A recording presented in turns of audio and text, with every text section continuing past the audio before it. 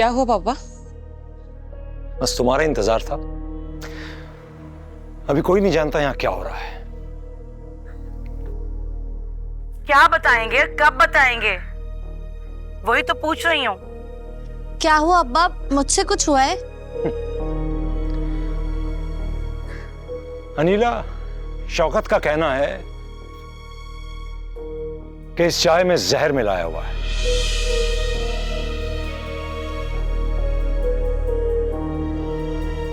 और रेशमा का कहना है कि यह चाय तुम्हारे लिए बनाई गई है। जहर? जहर कहां से आ गया चाय में?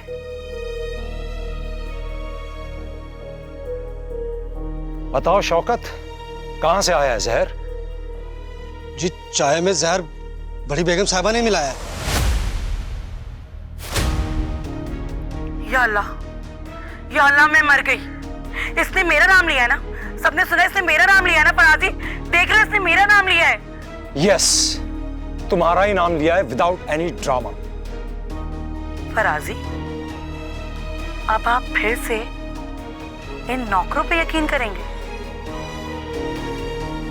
इस वक्त ये नौकर नहीं, एक पिटिशनर है जिससे तुम पर यह इल्जाम लगाया है कि तुमने अपनी बेटी की जान लेने की कोशिश की है।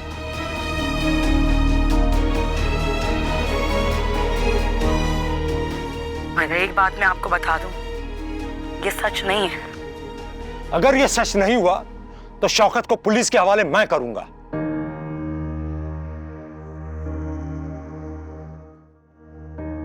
हाँ, तो फिर आप क्या कहना चाहते हैं? दावा तो तुम पर है, उसूलन ये चाय तुम्हें पीनी चाहिए,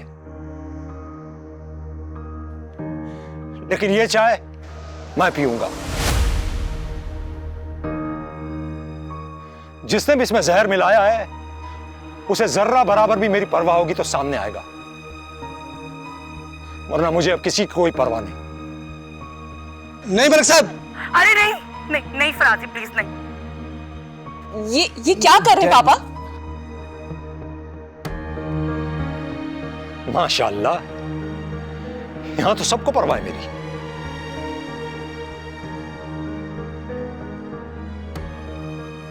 क्या करें फिर?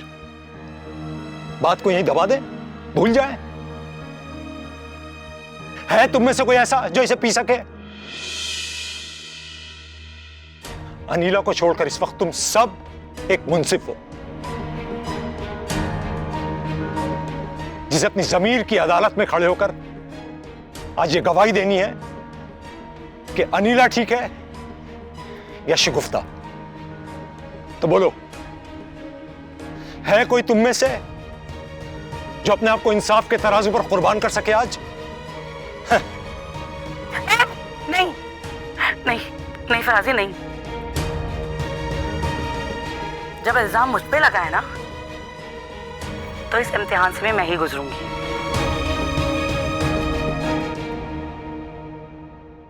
लेकिन मेरा अल्लाह जानता है, मैंने कुछ नहीं किया। इस चाय में जहर मैंने नहीं मिलाया, ये बात मैं पूरे एतमाद के साथ कह सकती हूं। और ये चाय मैं सिर्फ आपके यकीन को पक्का करने के लिए पी रही हूं कि इसमें जहर मैंने नहीं मिलाया। लेकिन हां, अगर इसमें जहर हुआ और ये चाय मैंने पी ली, तो ये बात याद रखिएगा, ये मेरे खिलाफ दुश्मन की चाल होगी।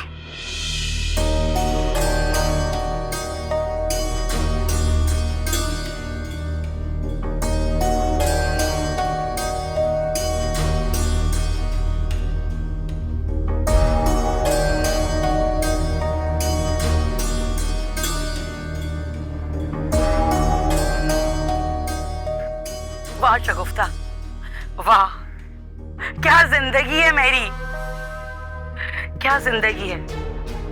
आज लोगों का झूठ साबित करने के लिए मैं खुद कटघरे में खड़ी हूं कि मैं अपने आप को सच्चा साबित कर सकूं। और शायद ये सच साबित करने के लिए कुछ देर बाद मैं जिंदा भी ना बचूं, है ना? लेकिन आपको क्या, आपको क्या? आप नौकर की बात पे यकीन कीजिए ना, इस नौकर की बात पे, उस नौकरानी की बात पे, क्योंकि शगुफ्ता ही तो है, शगुफ्ता ही तो है जो सब कुछ कर सकती है। और कौन करेगा भला? जहर मैंने मिलाया था, मरूंगी भी मैं, ठीक है ना? देखो सब तमाशा मेरा, देखो सब तमाशा मेरा, देखो।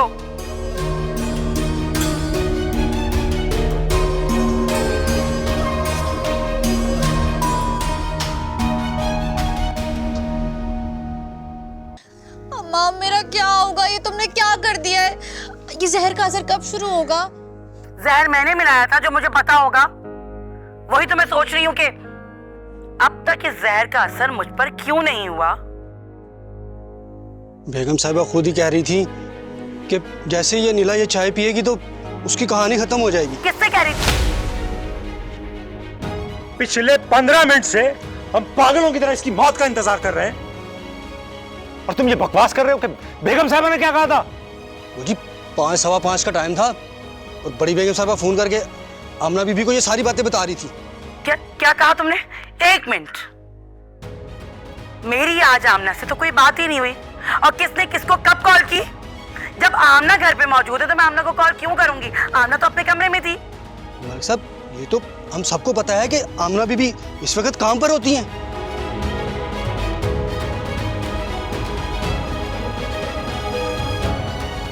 तौबा तौबा तौबा, कितना बड़ा झूठ! आज तो मैं काम पे गई नहीं हूँ, सारा दिन घर पे थी, छुट्टी थी आज तो मेरी।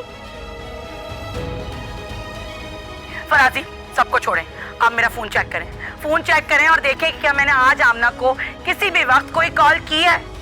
क्यों चेक करूं? इतना बड़ा तमाशा काफी नहीं है ये साबित करने के लिए कि शौकत एक नंबर का झूठा, फरेबी और चालबाज है? पूरी प्लानिंग के साथ शगुफ्ता को टारगेट किया है तुमने। बताओ क्यों? किसके कहने पर? किसके कहने पर? खुदा की कसम मलिक साहब मैं धोखे में आ गया था सर।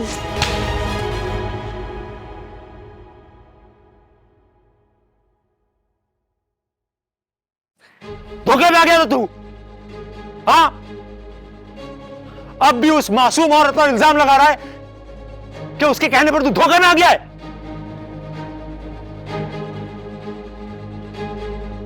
नाम बता उसका, बोलो नाम। ठीक है मलिक साहब, मैं भी आपको सच सच बताता हूं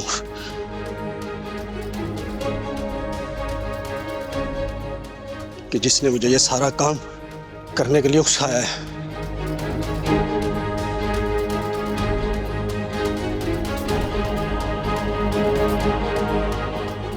देता हूं मैं उसका नाम, तो सुने।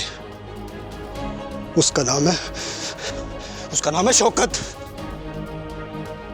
हाँ मलिक साहब, उसका नाम है शौकत, क्योंकि शौकत को झूठ से सख्त नफरत है और सच बोलने से शौकत को कोई रोक नहीं सकता।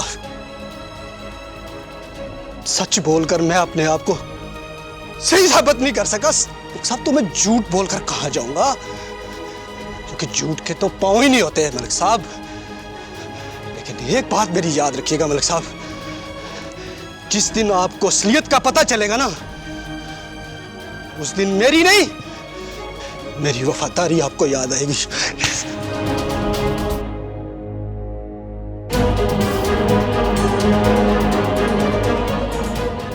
अब तुम जेल में सड़ते रहना और मेरे थप्पड़ को याद करना। अदील, पुलिस को कॉल करो और इसके खिलाफ कत्ल की साजिश के इल्जाम में FIR खटवाओ राइट नाउ।